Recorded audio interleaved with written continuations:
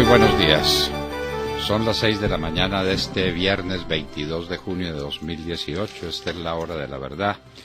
Y estos son temas y asuntos que trataremos en la grata compañía de ustedes en las próximas horas. La ley de Dios prohíbe levantar falsos testimonios y mentir. La ley de los hombres debiera hacerlo también. El fiscal general de la nación demostró que no pasa de un evidente mentiroso y de un calumniador impenitente. Demar Córdoba les contará esta historia. Lo que ha hecho con dos parlamentarias del Centro Democrático, el señor Néstor Humberto Martínez, no tiene perdón de Dios, salvo que se arrodille en el tribunal de la penitencia, pida perdón y prometa que va a restablecer el honor de las personas a las que ultrajó sin ninguna prueba, sin ninguna razón, solamente para hacerse el importante y para crearle un problema personal, un problema a sus familias y un problema político inicuo. Demar Córdoba les contará la historia. ¿Qué pasó con el gasoducto? Aquí, ¿por qué no nos dicen la verdad alguna vez sobre algo? ¿Qué pasó con el gasoducto? Pues que lo volaron. Y obviamente una bomba puesta en un territorio inestable puede causar un derrumbe. Eso pasó con el gasoducto. Es una voladura del ELN. ¿Cuándo nos dirán algún día la verdad sobre alguna cosa? San Andrés y Providencia convertido en otra Venezuela. Pero es que San Andrés no tiene cómo. Es que San Andrés está abandonada. Es que a San Andrés este gobierno le dio la espalda de la manera más miserable, como le dio la espalda a todo el mar Caribe colombiano. Esa es una de las cuentas que tendrá ante la historia el señor presidente Santos y su canciller María Ángela Holguín. William Calderón les hablará del tema. Melania Trump quiere ayudar a reunir los niños con sus padres.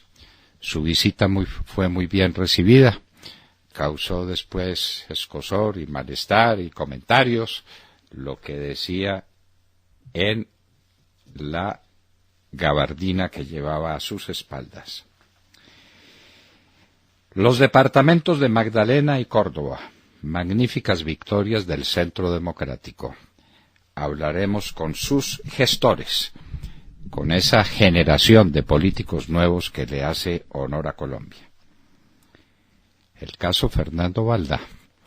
Aquí siguen hablando del caso Fernando Balda y de Correa, y de si Correa vuelve al Ecuador o no vuelve al Ecuador, y que hay las pruebas de que secuestró a Fernando Balda en Colombia. ¿Y la Conexión Colombia qué? ¿Qué de la Conexión Colombia? ¿Vinieron los hombres del Servicio Secreto del Ecuador sin que Colombia conociera a secuestrar a Fernando Balda? ¿O este fue un secuestro con coparticipación de Colombia, es decir, de Santos y de la canciller María Ángela Holguín, para congraciarse con el tiranito que había en Venezuela, el señor Correa? Ha aparecido una carta del procurador Ordóñez que conmueve hasta sus cimientos todo el proceso de paz. Pone las cosas en su sitio.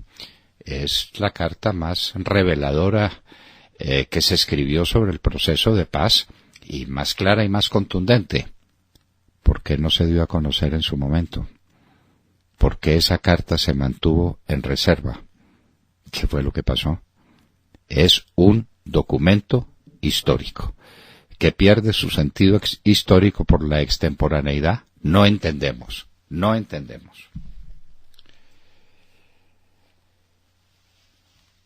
El exarquero de la selección Colombia, Mondragón, escandaliza porque desde Rusia manifestó su opinión sobre el proceso de paz.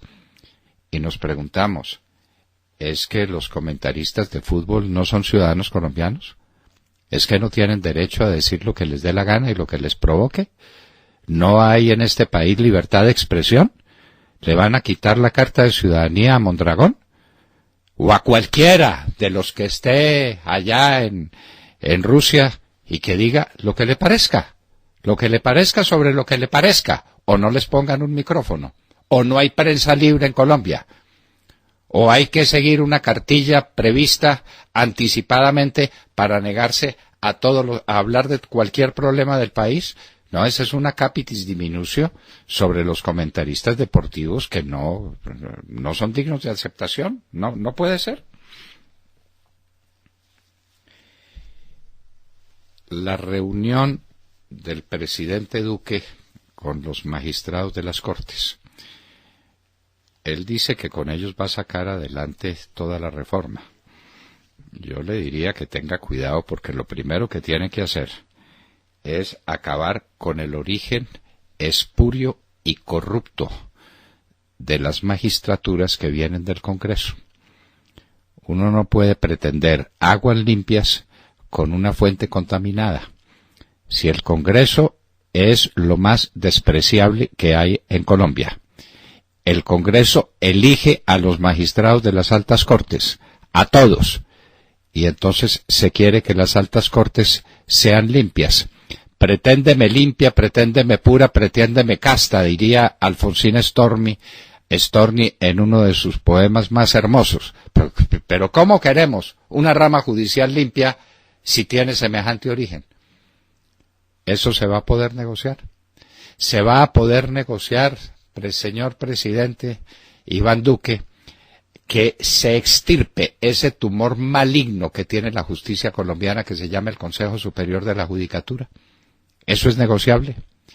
¿Se va a poder negociar que la Corte Constitucional dicte sentencias de inexequibilidad, pero que no dicte leyes y que no dicte normas constitucionales? ¿Que no module los fallos para cambiar el orden jurídico como le dé la gana, es decir, para dar golpes de Estado todos los días? Bueno, en fin, de todas maneras se le abona la intención, la claridad de miras y el valor con que las presenta. Se sigue discutiendo el tema de la JEP y la Corte Constitucional dice ese genio de la jurisdicción que es el señor Linares, que dice no, tranquilos, sigan adelante con el reglamento a la JEP. A ver, ¿y por qué no explica cómo se reglamenta una cosa inexistente, señor Linares? ¿Por qué no nos para ese trompo en la uña y deje de decir boberías? ¿Existe o no existe el tema de la jurisdicción de la JEP? No existe. ¿Y por qué no existe? Porque ustedes no dictan la sentencia. ¿Y cómo quiere que se reglamente la famosa JEP si no existe? Resuelve ese problemita y no diga boberías. Uno tiene derecho a decir boberías jugando póker, pero no hablando en nombre de una cosa que debería ser eminentemente respetable como la Corte Constitucional. Encontraron los restos de los ecuatorianos, hacemos votos porque sí, y porque esas familias por lo menos mitiguen su dolor sabiendo que su gente, sus padres, sus hermanos, y para los amigos que descansan en paz y que están en un cementerio, están en Tierra Santa y que ha desaparecido esta tortura. Hacemos votos porque sea así, pero de todas maneras queda claro que quien manda allá en la zona de Tumaco es un señor que se llama Guacho y es una institución que se llama narcotráfico. Otra libertad por vencimiento de términos. Hace poco le dieron libertad a esta señora de La Guajira, la exgobernadora, porque se le vencieron los términos.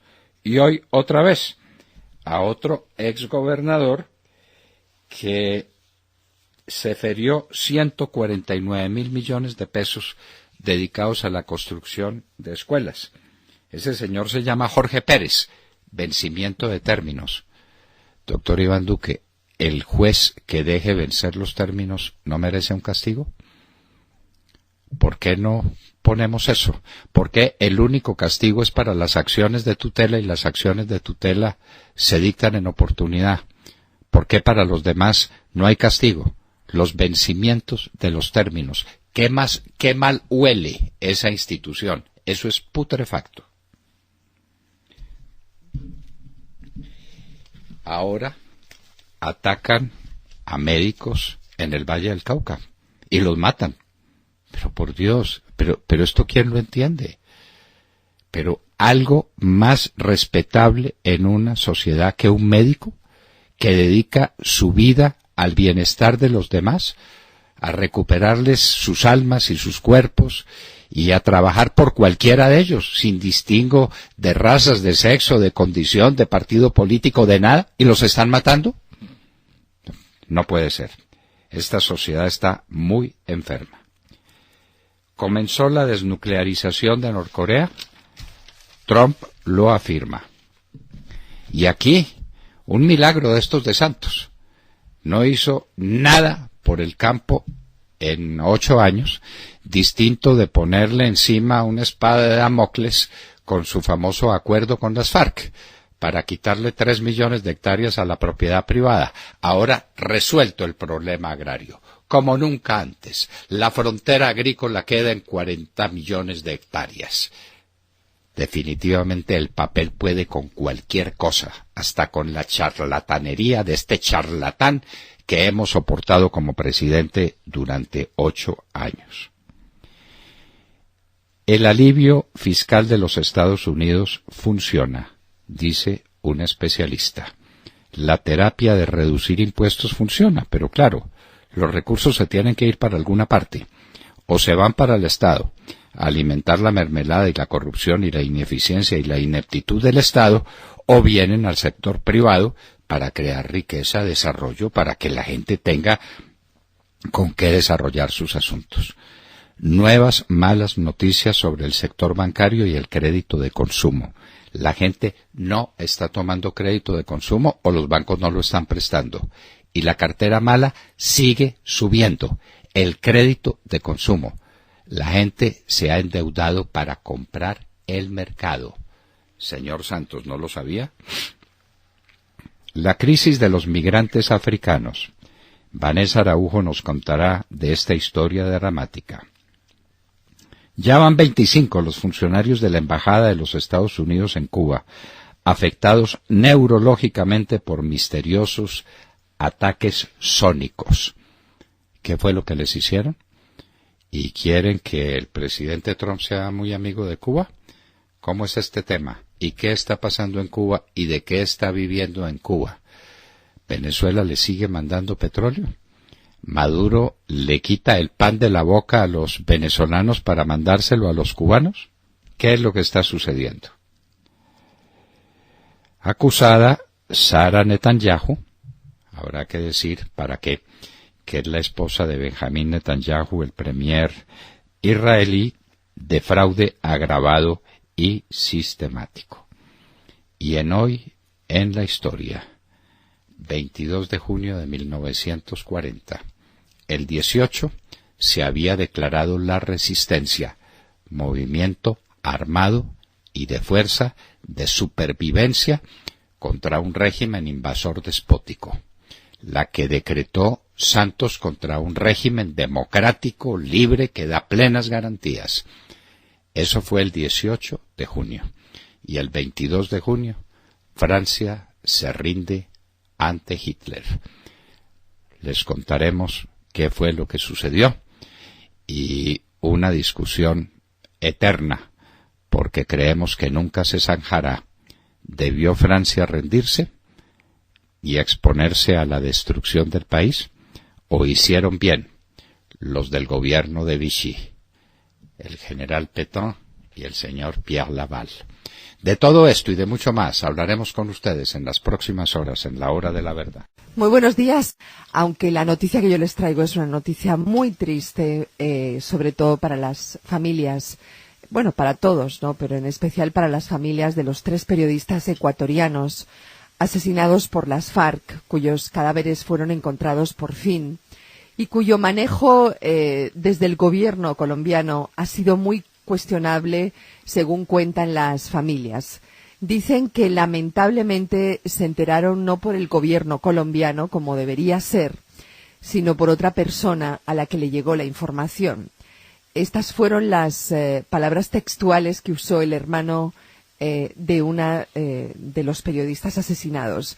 Es un poco indignante porque lo primero que hizo el gobierno colombiano fue sacar la noticia sin tener la sensibilidad de comunicar a las familias o por lo menos a la autoridad ecuatoriana para que nos la transmita.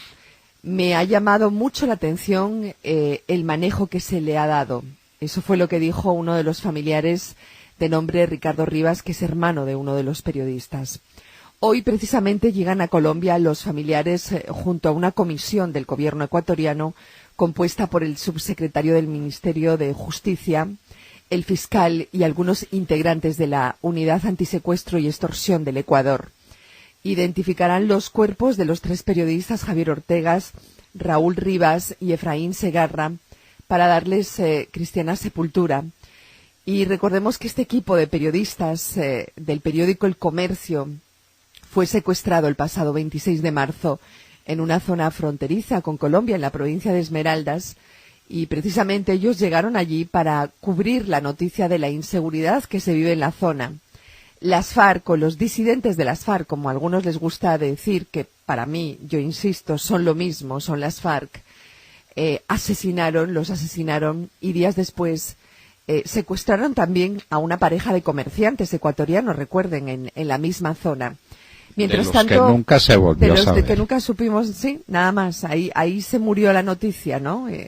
Mientras tanto, esa zona fronteriza continúa llena de narcotráfico. Y son las FARC las dueñas y señoras de ese negocio, del negocio del narcotráfico. Qué tragedia, qué dolor y qué manera de manejar la Cancillería colombiana los asuntos. Es que no tenemos canciller, entendámoslo, no lo tenemos. Lo que tenemos es una señora que lo mejor que ha hecho es secuestrar ciudadanos extranjeros para entregárselos a sus amigos, los tiranos vecinos, como a Lorenza Ley y Gabriel Valles, que se los entregó a los sicarios, porque son sicarios morales de la SEBIN en Venezuela, y luego a Fernando Valda, que lo secuestró en las calles de Bogotá, y después en su casa lo secuestró para mandarlo secuestrado a Rafael Correa. Hasta ahí llega la Cancillería. Y cuando tiene un asunto de estos, hombre, por ejemplo, por lo menos el acto de buena educación, porque a esta señora pues no le falta sangre, ¿no? Es heredera o descendiente de varios de los colombianos más eminentes y grandes personalidades del país. Cuna tuvo, porque no se comporta decentemente. Pero ¿esto qué es? Que los familiares de las víctimas se tengan que enterar por nadie, porque supieron. No, sí, por favor. Rumores, sí. Por sí. rumor, qué horror, sí. qué horror, qué horror. No, es que... Bueno, ya hablaremos de otro capítulo que es el tema de San Andrés. William Calderón. Doctor Londoño, buenos días Colombia, gracias por invitarnos a sus hogares y a sus vehículos. Hoy es viernes 22 de junio del año 18. Faltan 45 días para que termine el más corrupto gobierno en la historia política y administrativa de Colombia y América, según el doctor Fernando Londoño Hoyos. La Asamblea Departamental de San Andrés y Providencia solicitará a la ministra de Relaciones Exteriores, María Holguín Cuéllar, declarar la alerta amarilla en las islas, debido a la crítica situación social y política en Nicaragua, ya que podría generar un éxodo de habitantes de ese país a las islas. La iniciativa, aprobada por unanimidad, le pide a la canciller María Holguín y a su equipo de trabajo tomar las acciones humanitarias y administrativas correspondientes, marítimas y terrestres, en el territorio insular y étnico del departamento archipiélago. En la isla temen que padezcan lo que viven en la frontera con Venezuela. Según la Asamblea Departamental, existe una alta y comprometida posibilidad de desplazamiento forzado por la violencia y problemática social que hoy se está viviendo en el país vecino y fronterizo de la República de Nicaragua.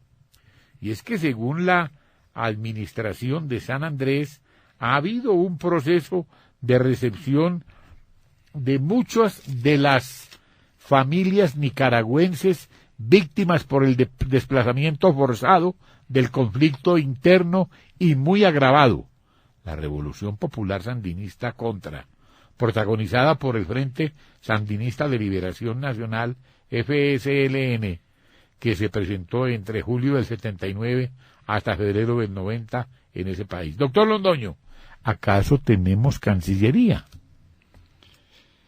Pues no tenemos Cancillería y el problema de San Andrés va a explotar. Pues claro que va a explotar, como dijimos tantas veces que iba a explotar la frontera con Venezuela y el país entero.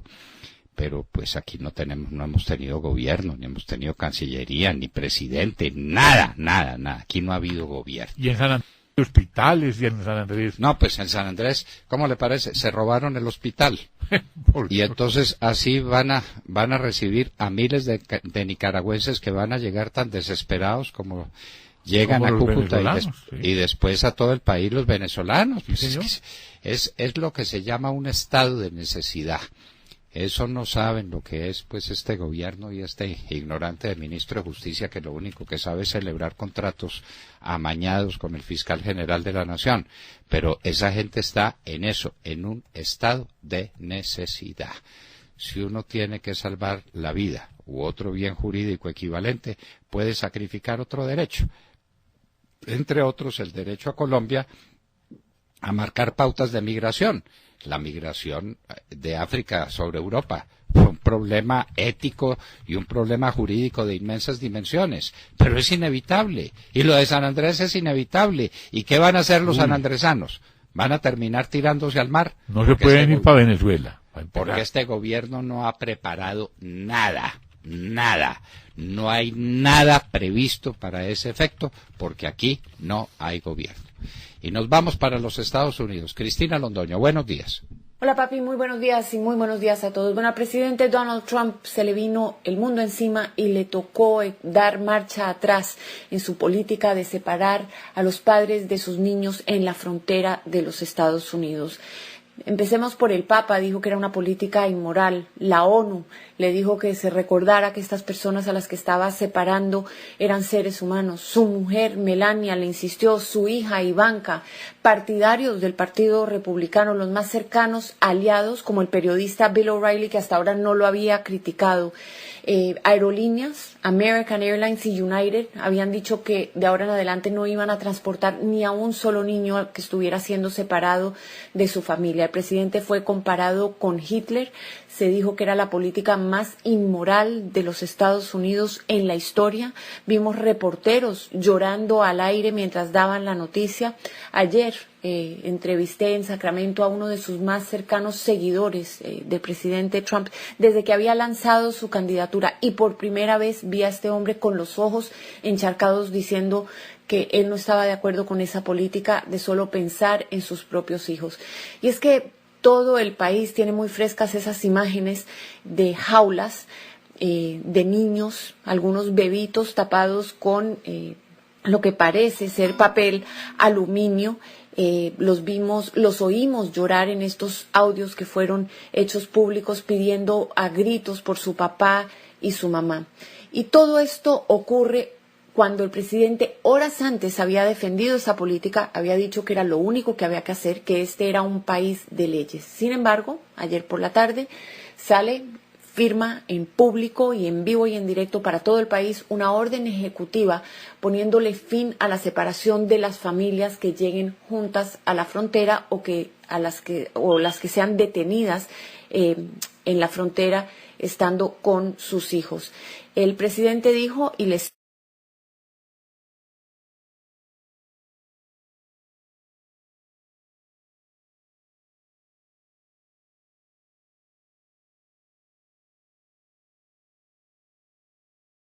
cito, vamos a tener fronteras muy serias en cortes criminales a los adultos que son detenidos tratando de entrar ilícitamente en los Estados Unidos.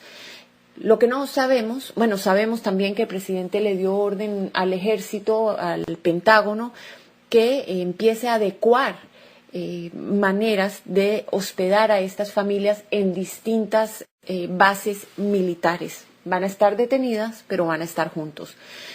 Eso todavía no se ha aclarado bien, al parecer son 3 bases militares, al menos 3 bases militares en Texas, pero ahora tenemos un problema gigantesco, más de 2.300 niños que han sido separados de sus familias en las últimas semanas. Ayer por la tarde seguían llegando autobuses con bebitos a estas bases, los niños con sus manitas contra los vidrios de autobuses a la base de Tornillo en Texas, por ejemplo, y el gobierno ya había adecuado 3 instalaciones bastante grandes para albergar a los que llamaban niños en edad tierna. Estos serían niños menores de 4 añitos. También seguían llegando en autobuses a estos lugares. Sus padres, algunos de los padres están en prisiones federales esperando que se adelanten sus procesos, así que estos procesos de reunificación no van a ser tan sencillos, van a ser bastante complicados y hay asesores y críticos del gobierno que dicen que incluso va a ser difícil encontrar los padres de muchos de estos niños. Tenemos también miles de niños o de menores más detenidos en centros migratorios que llegaron solitos a este país, que no tienen papá ni mamá y que están bajo cuidado del Estado. Vamos a ver qué pasa. Las críticas contra el presidente Trump continúan y el desarrollo o el desenvolvimiento de esta orden ejecutiva todavía es un gran misterio y vamos a ver cómo se adelanta en los próximos días. Es, sin embargo, la noticia más importante en este país y en la que están concentrados los estadounidenses. Es lo que tengo por el momento. Marcha atrás del presidente Trump. Las familias van a estar reunidas y así regreso contigo al estudio, papi. Que tengas muy buenos días y muy buenos días a todos. Marcha atrás. El daño quedó hecho y es irreparable. El daño a la reputación de Trump y al honor de los Estados Unidos. Lo que se hizo con estos niños no tiene perdón. Dios es infinito y perdonará, pero políticamente esto es imperdonable. Lo que se hizo con estas criaturas y con sus padres no tiene perdón, y al mundo esto le produce asco. Claro que los europeos no lo están haciendo mucho mejor. Ya veremos. Sergio Gel. Doctor Londoño, muy buenos días para usted, para todos nuestros oyentes. Pues seguimos con atención lo que ocurre en Boyacá, más precisamente en zona rural del municipio de Páez, lugar por donde pasa el gasoducto que abastece el fluido al interior del país desde el campo Cusiana en el piedemonte llanero. Pues bien, este daño del gasoducto no ha podido ser superado. Las autoridades y los responsables de la operación trabajan contra reloj por superar la emergencia que tiene desabastecida a la industria y al sector del transporte de este combustible. Y es, doctor Londoño, una afectación de la que insisten las autoridades locales y nacionales se produjo por una avalancha que golpeó el tubo reventándolo, afectando el suministro y no solo eso, afectando la salud de al menos 54 personas, entre las que se cuentan niños y adultos mayores, quienes tuvieron que ser atendidos por especialistas por cuenta de su exposición al gas y al humo. Todo esto en la vereda Agua Blanca en Páez.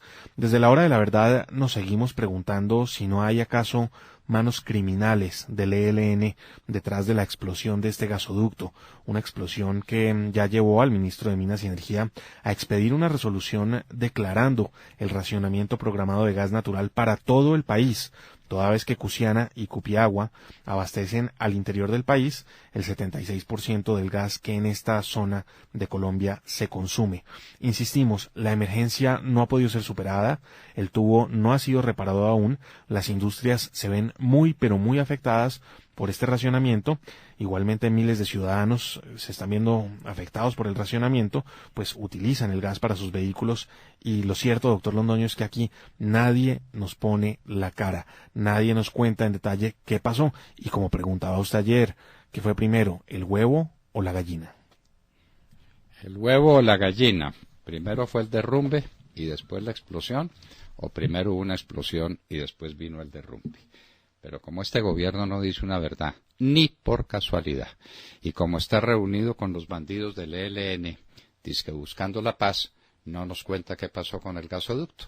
Lo cierto es que el país está en crisis, que estamos ante un racionamiento, que las industrias se paran, que los automóviles se paran, que el perjuicio es infinito, y ahí tenemos pues el problema con el gasoducto. Y el problema con un gobierno que como no dice ninguna verdad, cuando la diga, nadie le va a creer. ¿Se acuerda el cuento del pastorcito mentiroso? Claro, doctor Londoño. Miente y miente tanto que cuando dice la verdad y si viene el lobo, ya nadie le cree. Lo que pasa es que el pastorcito se va a ir a vivir a Londres, entonces... Sí. Y desde Londres de pronto se le ocurra, se encuentre con alguna verdad y la diga. De pronto, ¿quién lo sabe? Vanessa Araujo. Doctor Fernando y queridos oyentes, muy buenos días. Hay una crisis migratoria que la Unión Europea no sabe cómo enfrentar. El próximo domingo en Bruselas se realizará una minicumbre sobre migración. La idea es discutir temas relacionados con las políticas que deberían adoptar los países miembros de la Unión Europea para controlar el flujo migratorio que llega específicamente desde África. La propuesta que se va a debatir principalmente en esta cumbre de urgencia es la creación de centros de desembarco de inmigrantes fuera de la Unión Europea y un sistema de cuotas para repartirse entre los países miembros los inmigrantes que se consideran aptos para ingresar. La idea es establecer campos para seleccionar a los migrantes que tienen derecho a solicitar asilo en la Unión Europea y descartar al resto antes de que pisen suelo europeo. Esta propuesta ha sido ya mencionada en diferentes reuniones de la Unión Europea, pero es solo hasta ahora que se dan declaraciones al respecto en los medios y que se considera ya una votación formal. Y es que la crisis de migrantes provenientes de África ha llegado a un punto inaceptable para muchos. Recordemos que el Aquarius, con más de 600 migrantes, fue rechazado por Salvini, el ministro del Interior de Italia, diciendo no podemos recibir más gente, no tenemos cómo mantenerlos. Pero además, esta vez una de las mujeres con más poder dentro de la Unión Europea, la canciller alemana Angela Merkel, llega con una fuerte posición anti-inmigración, presionada por sus aliados políticos de la Unión Social Cristiana de Baviera. Y no solo eso, sino que ya se ha preparado un boicot a esta cumbre. Hungría, Polonia, República Checa y Eslovaquia han dicho que no van a ir porque la propuesta que se realizará ya ellos la habían rechazado, no quieren volver sobre lo mismo. Estos países se refieren específicamente a la propuesta de que luego de hacer el proceso para verificar qué migrantes pueden ser aprobados, debe realizarse un mecanismo de solidaridad eficaz, que es un reparto obligatorio de los migrantes entre los diferentes Estados miembros. Estos 4 países desde hace 2 años rechazan esta propuesta y ya se declaran completamente anti-inmigración. Entonces, doctor Fernando, la Unión Europea enfrenta esta semana uno de sus principales problemas, y es que parece que los gobiernos se han dado cuenta ya por fin de que no se puede tener fronteras abiertas cuando se tiene un estado de bienestar tan grande como el europeo. El rápido ascenso en diferentes países de la Unión Europea, como Italia, de partidos de extrema derecha declarados anti-inmigración, viene de que los ciudadanos no solo notan la diferencia cultural de muchos migrantes y la incapacidad del Estado para preservar los valores occidentales, sino también que es indignante para muchos cosas como que un inmigrante en subsidios, sin hacer nada, termina ganando más que un trabajador europeo sin estudios superiores. Entonces veremos cómo afronta la Unión Europea esta crisis. Algunos hablan de que tienen que volver a modelos de migratorios como los de la Argentina de la primera mitad del siglo XIX, cuando los europeos llegaban a Argentina sin ninguna restricción, pero no tenían nada gratis. Veremos qué sucede este domingo en esta tensa cumbre. Claro, pero lo que llegaban pues era de Italia, venían de Italia, que tenía algo de cultura detrás, ¿no? 20 y tantos siglos de imperio romano y de desarrollo de la cultura, de una de las culturas más plenas y más amplias, que era la cultura italiana. Esa es la migración argentina, que es bien distinta de esta otra. Y yo me sigo haciendo la pregunta, ¿y la causa? ¿Por qué no miramos la causa? ¿Por qué hay negros africanos que prefieren morir en las aguas procelosas del Mediterráneo antes de seguir viviendo en su propia tierra? ¿Y por qué no se habla de la colonización europea? ¿Cómo fue ella? Los belgas, tan circunspectos, ¿no es cierto? Tan calladitos la boca, tan severos para hablar de los derechos humanos. Los belgas, ¿por qué no hablan de lo que hicieron en el Congo belga? ¿Y qué fue? ¿Y cómo prepararon a esa gente para que afrontara su destino?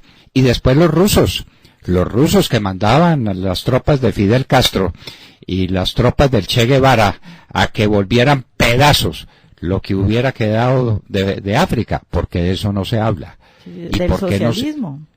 ¿por qué no se habla de un gigantesco plan Marshall para rescatar a África, pero a través del trabajo y del desarrollo? Entonces no hablan de las causas, sino de los efectos.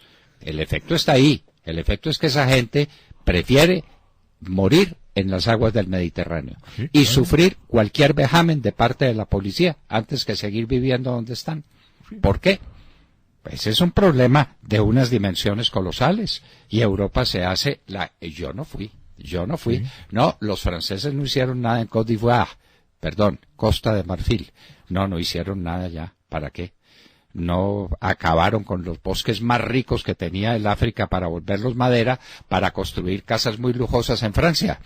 Y entonces ahora, Monsieur Macron, muy bien. ¿Y qué? La responsabilidad histórica de los países europeos por la colonización africana. No, eso se controla y eso se compensa es con desarrollo, no a la brava. De Mar Córdoba. Doctor Fernando, compañeros de la Hora de la Verdad, oyentes, muy buenos días. Y de antemano, felicitaciones, doctor Fernando, a usted, a Sergio, a William, a nuestros compañeros que son abogados, porque pues hoy se celebra el Día del Abogado, lo mismo a nuestros oyentes que son abogados también. ¿Y a usted? A todos los abogados. Muy buenos días. Doctor Fernando, la noticia del día es la siguiente. Mire, esperamos por más de 20 días el gran anuncio del fiscal general de la Nación, Néstor Humberto Martínez, sobre una supuesta red de corrupción de compra de votos que él había anunciado era nauseabunda, pero que terminó en una lamentable rueda de prensa donde menciona, entre otros, a dos congresistas del Centro Democrático, María Fernanda Cabal, electa senadora, y Margarita María Restrepo, representante a la Cámara por el Departamento de Antioquia, quien, como corresponde, se defendieron de manera contundente ante las imputaciones del fiscal. En el caso de la electa senadora del Centro Democrático, María Fernanda Cabal, dijo el fiscal que desde noviembre del 2017 Julián Gutiérrez, contratista de la Secretaría de Integración Social de Bogotá, supuestamente exigió a las profesoras de jardines infantiles de la localidad de Kennedy que votaran de forma direccionada por el candidato a la Cámara, Diego Caro, y su fórmula al Senado, María Fernanda Cabal, con la amenaza de que en caso de no hacerlo, no les renovarían los contratos. Eso dijo Néstor Humberto Martínez, y esto le responde María Fernanda Cabal al fiscal. Estoy muy indignada desde que escuché mi nombre en la rueda de prensa que dio el fiscal general. Indignada porque se me señala de hechos donde no tengo nada que ver, hechos que nunca he tenido ni siquiera presentes dentro de mi conducta. Comprar votos, presionar a la gente a votar por mí. Es ridículo cuando yo me he forjado un nombre dentro de un partido y en una coyuntura política que ha sido muy difícil. Desde la primera elección, cuando fui la cabeza de lista cerrada en Bogotá, que sacamos la lista más votada, hasta ahora que teníamos el reto de competir entre nosotros y con otros partidos, siempre he tenido la misma firmeza, la misma fuerza, la misma coherencia, y fueron esos los votos que me dieron los colombianos. Lo más grave del asunto, doctor Fernando de oyentes, es que después de la rueda de prensa donde se anunció con tanto espectáculo la famosa red de corrupción, el fiscal llamó al presidente Álvaro Uribe Vélez para decirle que María Fernanda Cabal no tiene ninguna responsabilidad en la red de corrupción y que por lo mismo no se compulsó copias ante la Corte Suprema de Justicia. El otro caso es el de Margarita María Restrepo, a quien también se le vinculó en el asunto de corrupción en la supuesta compra de votos dando viajes, tablets y televisores, pero resulta que el fiscal pasa por alto que la representante Restrepo denunció ante la misma fiscalía el pasado 26 de marzo al señor Alejandro Cuartas Rodas por usar su nombre para estafar ciudadanos. Hoy el sujeto está capturado. Según dijo el fiscal de conocimiento, en el caso de Margarita María se acopió numerosas pruebas que indicarían que Alejandro Cuartas habría comprado votos. Oigan bien, Cuartas, el mismo sujeto que Margarita María Restrepo había denunciado por usar su nombre para estafar personas. ¿Cuál era la noticia que convertiría al país, o que lo conmovería, mejor dicho, que eso iba a ser un temblor completo en Colombia? ¿Dónde está la noticia? ¿Dónde están las pruebas contundentes? Las pruebas son unos estafadores que dijeron trabajar para unas campañas sin tener nada que ver con las congresistas. ¿Cómo pudo el fiscal en una rueda de prensa citar una rueda de prensa para hacer estos anuncios, doctor Fernando? ¿O será más bien que el archivo del proceso en la Fiscalía de Gina Parodi y Cecilia Álvarez se convirtió en una oportunidad maravillosa para crear una cortina de humo, así dejar el escándalo de las impolutas ministras a un lado y crear una nueva especie detrás de la que todo el mundo irá corriendo? Esto es inaudito. Lo de María Fernanda Cabal ya lo admitió la propia Fiscalía. Ya no tuvo vergüenza en decir, el mismo día que la acusó en público, donde arruinó su reputación y la puso a la altura de la señora Merlano, compradora de votos en Barranquilla, entonces ya dijo que no compulsó copias y que no hay contra ella ninguna prueba. Y en el caso de Margarita María, persona limpia, decente, honorable, ¿dónde las haya? Un pícaro resolvió utilizar su nombre indebidamente. Vaya uno pues a ver cómo es la cosa. El nombre mío lo están utilizando en este momento en redes con un supuesto escrito mío sobre el tema de la consulta de la famosa consulta anticorrupción, con la que no estoy de acuerdo, pero no por las razones que ahí dicen y no por lo demás que se me atribuye. Entonces ahora me llaman pues a declarar, seguramente por un escrito que hace Perico de los Palotes, el que le da la gana por redes. Mientras tanto, acusaciones, esas sí fundadas y serias, como la amenaza de muerte contra Vanessa Araujo, de esa sí no habla el fiscal, ni habla nadie. En la Fiscalía a duras penas le recibieron la denuncia que presentó Vanessa, a duras penas, y que qué más pruebas tenía, y que qué hacía, y que quién era el sujeto. Hágame el favor, esa es la Fiscalía General de la Nación. Mire. No, doctor Néstor Humberto, usted tenía el sagrado derecho a desprestigiarse, pero lo está utilizando de una manera excesiva. Mire, a una persona muy cercana es quien llama al presidente Uribe y le informa y le dice, ojo, me acaba de llamar el fiscal general de la Nación a darme explicaciones de que en el caso de María Fernanda no hay ninguna responsabilidad sobre ella y que por eso no había dado traslado a la Corte Suprema. Entonces el presidente Uribe lo publica en sus redes sociales y pues el Colombia entera dice, pero ¿cómo así? El fiscal anuncia una cosa, el presidente Uribe dice que lo acaban de llamar para informarle otra. Entonces, ¿qué fue lo que anunció el fiscal? ¿Con base en cuáles pruebas? En ninguna. Es lo que quería hacer espectáculo, show. Él, pues, siguiendo los lineamientos de un gobierno al cual él no pertenece, porque la Fiscalía se supone que es independiente, resolvió hacer espectáculo. Entonces, como nunca antes, lo nauseabundo. No, pero María Fernanda, usted tranquila, porque contra usted no compulso copias, porque es que no tengo ninguna prueba. Y Margarita María Restrepo, entonces, le compulsan copias sobre la base de lo que estaba haciendo un pícaro que estaba utilizando su nombre para estafar gente.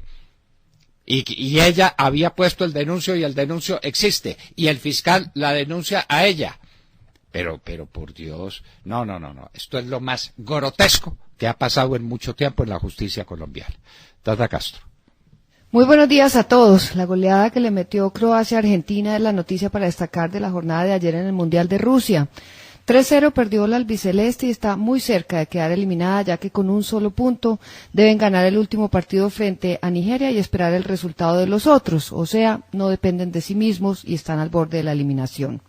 La goleada comenzó en el minuto 53 después de un absurdo error del arquero Willy Caballero que aprovechó Rebic para abrir el marcador. Luego llegó el mejor jugador del partido, Luka Modric, y de media distancia en el 80 aumentó la cuenta y al final del encuentro, en una jugada colectiva, Rakitic selló el 3-0. Me pregunto si sorprendió esta derrota de Argentina después de su flojo debut frente a Islandia. Este resultado le dio la clasificación a octavos de final a Croacia y Francia, más temprano, también avanzó luego de vencer a Perú 1-0. Los peruanos quedaron eliminados con 2 derrotas en su retorno a un mundial 36 años después. Hoy Nigeria e Islandia se enfrentan a las 10 de la mañana. A los argentinos les conviene que gane Nigeria para definir frente a ellos el 26 de junio quién clasifica de segundo en ese grupo D. Más temprano, a las 7 de la mañana, Brasil y Costa Rica juegan su segundo partido del Grupo E y a la 1 de la tarde Suiza lo hará frente a Serbia. Esperemos, doctor Londoño, que Brasil saque la cara hoy por Sudamérica, porque ayer no fue un buen día para los de nuestro continente. No, pues sabe María, si nos ha ido mal.